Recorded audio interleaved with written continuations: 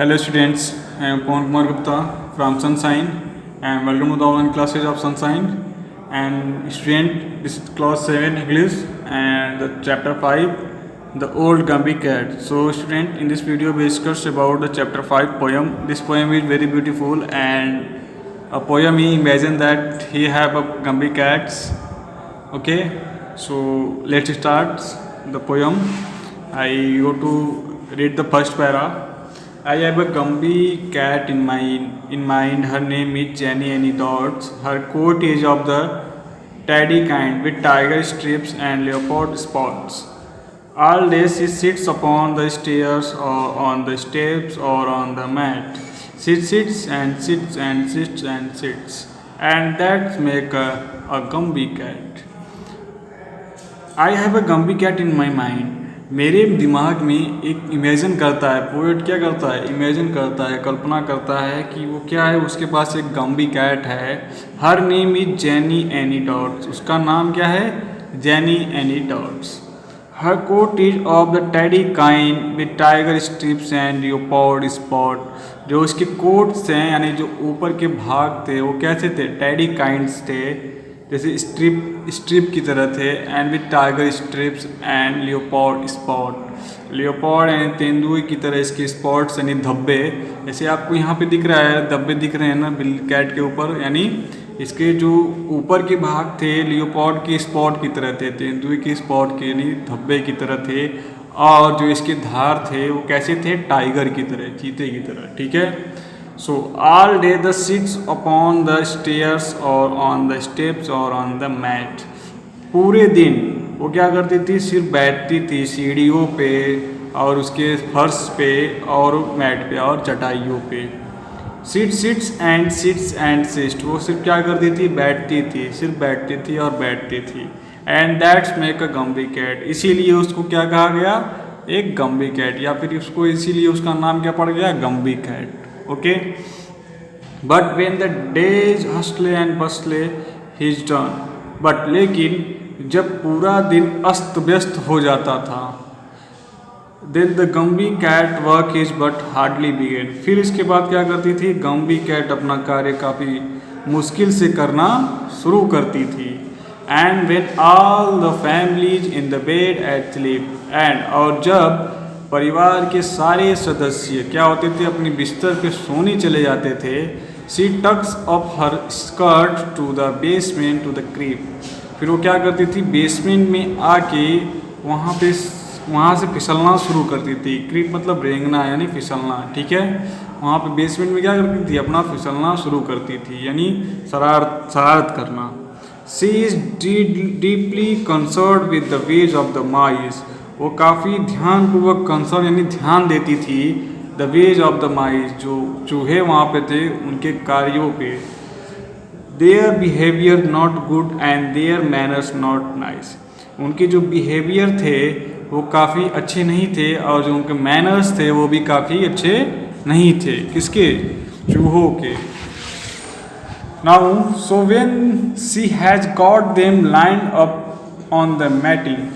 सो फिर इसके बाद क्या किया उसने, शी गॉट देम लाइन, उनको लाइन कतार में खड़ा किया यानी लाइन में खड़ा किया. अपॉन ऑन अ मीटिंग, एक मीटिंग में.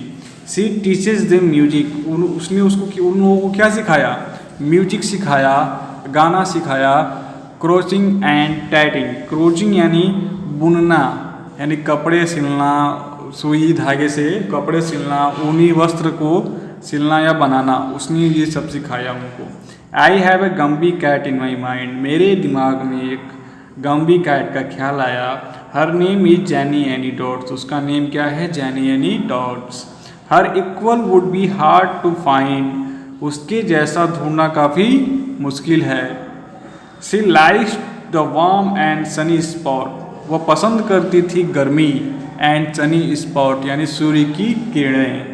सूर्य की किरणें और गर्मी को क्या करती थी, काफ़ी पसंद करती थी और इसके जैसा खोज पाना इसके बराबर मुश्किल है. All day she sits beside the hearth or on the bed of my hat. All day पूरे दिन she sits वह बैठती थी beside the hearth. hearth वो होता है जहाँ पे घर में जहाँ पे लकड़ियाँ उकड़ियाँ जलती हैं, जैसे चूल्हे टाइप नहीं होते हैं, तो वहाँ पे सभी लोग बैठ के ठंड के मौसम में अपना आग जलाते हैं वहाँ पे, उनको हर्थ बोलते हैं, ठीक है। घर में होता है ये।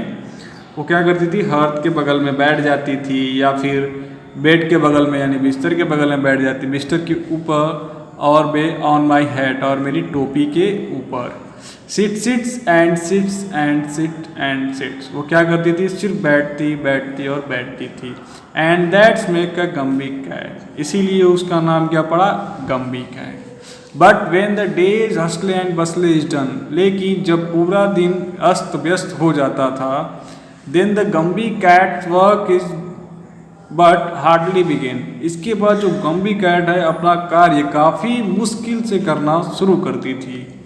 As she find that the mice will not ever keep quiet, as she find, जब वो पाती थी कि जो चूहे हैं वो काफ़ी अच्छे तरीके से नहीं रह रहे हैं, शी इज श्योर, वह निश्चित हो जाती थी, it is due to irregular diet, ये किस कारण से हो रहा है, या इरेगुलर डाइट यानी अनावश्यक डाइट के कारण से। And believing that nothing is done without trying, and ये विश्वास करना काफ़ी मुश्किल था, इज डन विदाउट ट्राइंग, बिना कोशिश किए। She sets right to work with her baking and frying, और वो क्या करती थी, उन लोगों के लिए बेकिंग यानी बनाना, उन लोगों के फ्राइंग यानी खाना बना के, या सब ब्रेड डाइट्स यहाँ पे दिया है ना, वो सब बना के उन लोगों को देती थी। सी मेक्स देम अ माउस, और माउस को बना के देती थी। केक ऑफ ब्रेड देती थी, एंड ड्राइड पेट्स और मटर के दाने, and a beautiful fry of plain bacon and cheese पनीर, एंड बेकॉन मीन्स होता है मीट होता है, जो कि back side of the pig जो सुअर होते हैं उनके बैक साइड के होते हैं, ठीक है, साल्ट का, उनको बोलते हैं बेकॉन। वो क्या करती थी, उनको फ्राई करके अच्छे तरीके से वो माउस को खाने के लिए देती थी।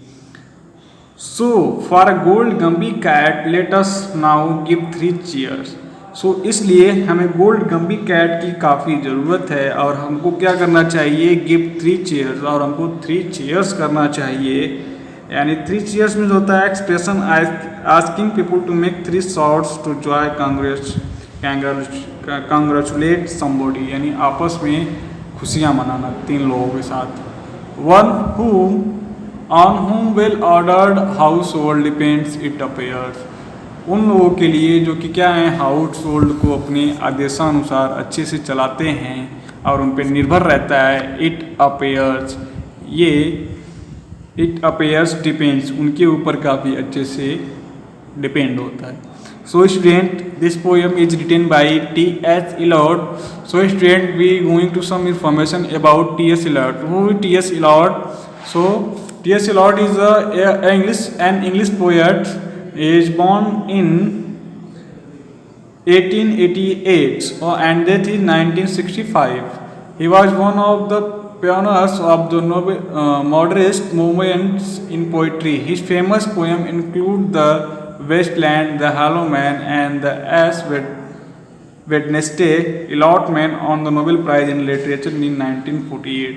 The most important thing about T.S. Eliot is he won Nobel Prize in Literature in 1948. So student, this is very important point. Underline it, okay? काफ़ी अच्छा पॉइंट है, इसको अंडरलाइन कर लीजिए। इन्होंने क्या किया है, नोबेल प्राइज़ जीता है 1948 में और लिटरेचर में। So student, here are complete your chapter 5 explanation. I hope you can understand. So thank you for watching this video. Have a nice day.